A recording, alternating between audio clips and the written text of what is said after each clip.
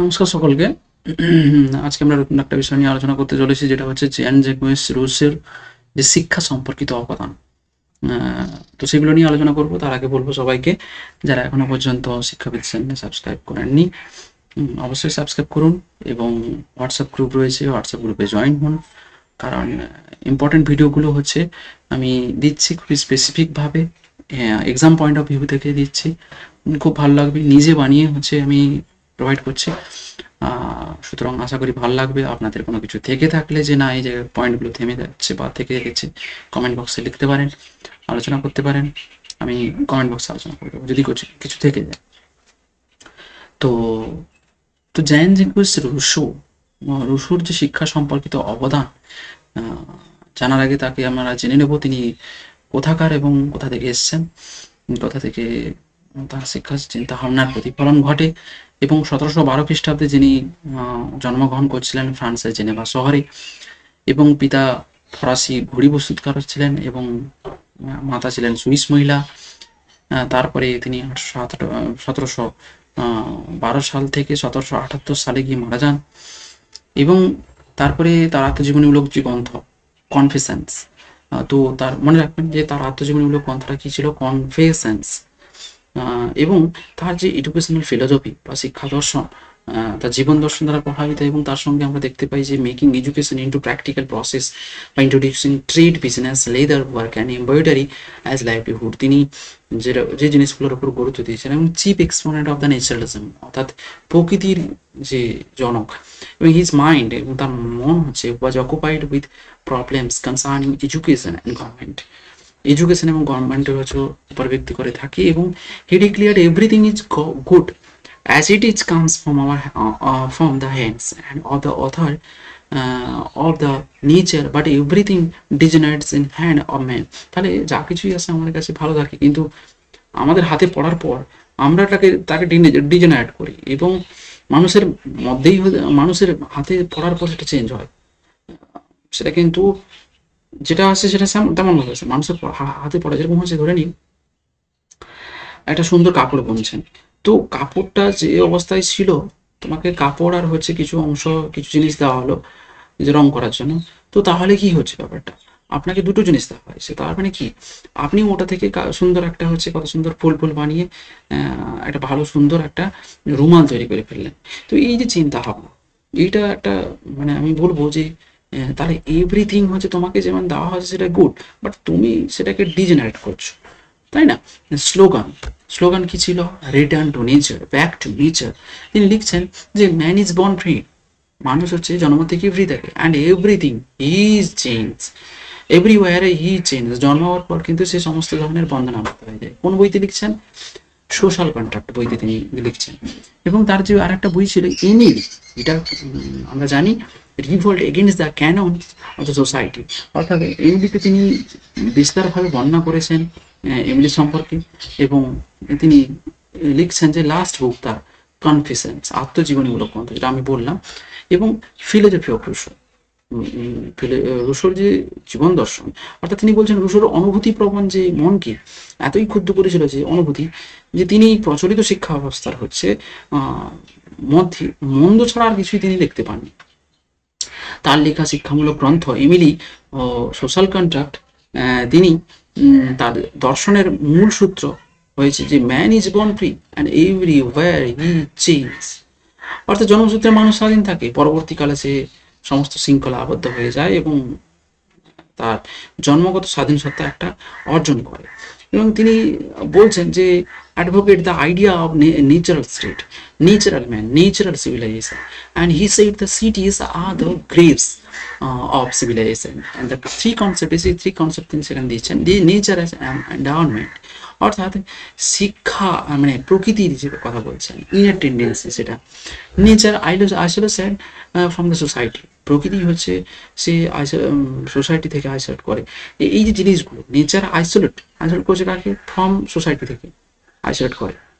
এবং natural phenomena living according to the nature, কীভাবে থাকতে হবে ন্যাচারাল ফেনোমেনা অনুযায়ী, অ্যাকর্ডিং টু নেচার। এবং ফিলোসফি তিনি যেগুলো দিয়েছেন, যে তিনি এডুকেশনাল থট অফ রুশো যদি কথা দেখি আমরা, ফিলোসফি এডুকেশনের দিক দিয়ে দেখি তাহলে বিভিন্নভাবে আমরা দেখি যে education according to nature of a child, education according to different stage of life, education according to negative education, error correction, negative education mean error correction, his or her learner mind, মানে তার এমন mind তৈরি error correction করে যাবে। এবং প্রাচীন মধ্যযুগের শিক্ষার যদি আমরা কথা বলি, তার থেকে যদি অনুভূতির বিকাশ, নিয়ন্ত্রণের বিকাশের আমরা জিনিস দেখতে পেয়েছি, এই ইন্দ্রিয় বিকাশটাও দেখতে পেয়েছি, ইন্দ্রিয়ের বিকাশের কথা দেখতে পেয়েছি, এবং লার্নিং থটস ডুইং, মানে লার্নিং কি করবে, থটস ডুইং করতে এগিয়ে নিয়ে যাবে। তিনি প্রাণহীন নিরানন্দ গতানুগতিক শিক্ষা ব্যবস্থার বিরোধী ছিলেন। তার জন্য তিনি এডুকেশন অ্যাকর্ডিং টু নেচার, তার জন্য তিনি biological nature, psychological nature, physical nature, যেসব নেচারের কথা কিন্তু তিনি বলছেন। সাইকোলজিক্যাল নেচারে অনেক সময় কি জোর দিয়েছেন তিনি, যে অনেক বোঝা চাপিয়ে দেওয়া হয় শিশুগুলিতে, তো সেই বোঝাকে চাপিয়ে না দিয়ে রুশো বলছেন যে শিক্ষার নীতিকে মানসিক প্রকৃতির ওপর গুরুত্ব দিয়েছেন। মানসিক প্রকৃতি বলতে তিনি জন্মসূত্রে যেটা পাওয়া সামর্থ্য, সেটার উপর গুরুত্ব দিয়েছেন। বায়োলজিক্যাল নেচার বলতে তিনি যেটা বুঝিয়েছেন যে শিশুর কতগুলো জৈবিক সত্তা রয়েছে, তো সেই জৈবিক সত্তাকে কৃত্রিম চাহিদা দ্বারা নয়, কৃত্রিম চাহিদা দ্বারা তার সবকিছু পূরণ করা যায় না, তার সেই জৈবিক সত্তাটাকে গুরুত্ব দিতে হবে।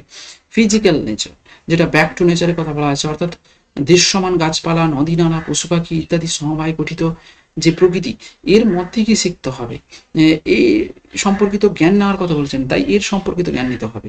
3 ধরনের প্রকৃতির কাছ থেকে শিশু শিক্ষা গ্রহণ করে, যার ফলে হচ্ছে শিশুর জৈবিক, মানসিক ও জাগতিক কিন্তু বিকাশ ঘটে থাকে। জৈবিক, মানসিক ও জাগতিক, তাহলে কি বললাম যে ফিজিক্যাল, তারপরে হচ্ছে ফিজিক্যাল, তারপরে বায়োলজিক্যাল, তারপরে হচ্ছে সাইকোলজিক্যাল। ফিজিক্যাল, বায়োলজিক্যাল, সাইকোলজিক্যাল, 3টা মনে থাকবে। এইমস অফ এডুকেশন কি, তিনি শিক্ষা সম্পর্কে আলোচনা করতে কি শিক্ষার লক্ষ্য সম্পর্কে বলছেন যে physical development, development of the senses, অর্থাৎ শিশু ওর মানে যে জ্ঞানেন্দ্রগুলিকে কার্যকরী করে তুলতে হবে, শিশুর কর্মেন্দ্রিয়গুলিকে পরিচালনা করতে সাহায্য করবে, শিশুকে কর্মমুখী হতে হবে, বৈদিক বিকাশ ঘটাতে হবে, লার্নিং ট্রেড এবং development of the social and moral value ডেভেলপের কথা বলছেন। কারিকুলাম কি না, এডুকেশন ফর ইনফ্যান্সি, ইনফ্যান্সি থেকেই হচ্ছে হবে, এবং recommends negative education, allow to play, the education for childhood, learn through observation experience, childhood কীভাবে করবে বোঝা গেল। Moral education given through the অ্যাক্টিভিটির মানে মোরাল এডুকেশন এরকম ডায়লগ দিলে হবে না, তার জন্য কি বিভিন্ন ধরনের অ্যাক্টিভিটির মাধ্যমে মোরাল এডুকেশন দিতে হবে। Education for adolescent, intellectual, inquiry based learning, recommends, তার জন্য রেকমেন্ড করছেন যে রবীন্দ্রনাথ বসু বইটি রেকমেন্ড করছেন। তার মধ্যে এই অ্যাডভেঞ্চার বইখানি কিন্তু বালককে প্রত্যেক শিক্ষার্থীকে কল্পনা প্রবণ করে তুলবে। রবিনসন ক্রুসোর যে উদ্ভাবনী ক্ষমতা তাকে অনুপ্রাণিত করবে। তিনি তাই মানে 5 থেকে 12 বছর বয়সে শিশুদের শিক্ষা হতে হবে নৈতিক শিক্ষা, প্রকৃতি পরিবেশের মধ্যে শিক্ষা। 12 থেকে 15 বছর বয়সের মধ্যে বৃত্তিমূলক শিক্ষা দিতে হবে। কৈশোর যেটা হচ্ছে 15 থেকে 24 বছর বয়সে ধর্মীয় নৈতিক শিক্ষা দান করাতে হবে। তার জন্য তিনি এডুকেশন ফর ইউথের কথা বলছেন যে evils and miseries of the society এবং সেক্স এডুকেশন, এগুলো কিন্তু প্রোভাইড করতে হবে ইউথদের। ওমেন এডুকেশনের কথা বলছেন যে সফি মিনস হচ্ছে ইমাজিনারি গার্লের কথা তিনি এখানে বলছেন। ওমেন এডুকেশন সম্পর্কে আলোচনা করতে গিয়ে তিনি ওমেন এডুকেশন নিয়ে বলছেন যে an illiterate women is the plague of her husband, বোঝা গেল যে একটা প্লেগ হয়ে দাঁড়ায় একটা হাজব্যান্ডের কাছে একটা অশিক্ষিত যদি মহিলা, তাই প্রত্যেক নারীকে শিক্ষিত হতে হবে। নেগেটিভ এডুকেশনের কথা বলছেন তিনি, তার আগে বলে দিই মেথড অফ টিচিং, তিনি পজিটিভ কথা বলছেন, তার সঙ্গে সঙ্গে ডাইরেক্ট এক্সপিরিয়েন্স অ্যান্ড অবজারভেশনের কথা বলছেন। পজিটিভ এবং নেগেটিভ এডুকেশনের মধ্যে আমরা জানলাম কিভাবে লার্নিং বাই ডুইং, তারপরে হচ্ছে প্লেওয়ে মেথড, হিউরিস্টিক মেথড, যেখানে কি থাকবে হিউরিস্টিক মেথড মানে কি রিসার্চার মাইন্ড ডেভেলপ হবে, ডিসকভারি মাইন্ড ডেভেলপ হবে।